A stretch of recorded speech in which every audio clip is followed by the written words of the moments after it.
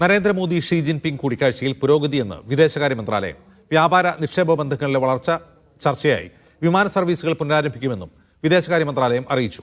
2026 ഇന്ത്യയിൽ വെച്ച് നടക്കുന്ന ബ്രിക്സ് ഉച്ചകോടിയിലേക്ക് പ്രധാനമന്ത്രി നരേന്ദ്രമോദി ഷീ ജിൻപിങ്ങിനെ ക്ഷണിച്ചു.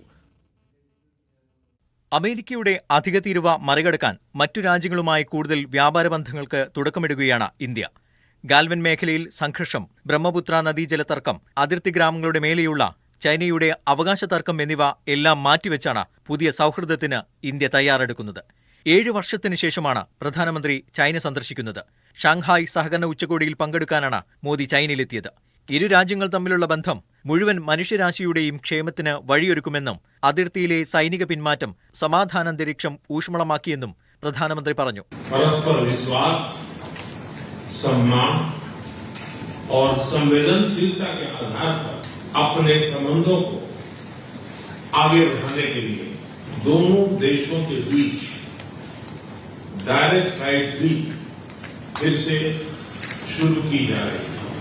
മോദിയെ വീണ്ടും കാണാനായതിൽ സന്തോഷമെന്നും ആനയും വ്യാളിയും തമ്മിലുള്ള സൗഹൃദ ബന്ധം ലോകത്തിന് അനിവാര്യമാണെന്നും ചൈനീസ് പ്രസിഡന്റ് ഷീ ജിൻപിങ് പ്രതികരിച്ചു.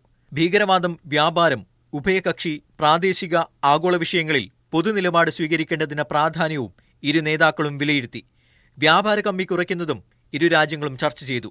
50 മിനിറ്റ് നീണ്ടുനിന്ന ചർച്ചയിൽ ഇന്ത്യൻ വിദേശകാര്യമന്ത്രി, വിദേശകാര്യ സെക്രട്ടറി, ദേശീയ സുരക്ഷാ ഉപദേഷ്ടാവ് ഉൾപ്പെടെയുള്ളവർ പങ്കെടുത്തു.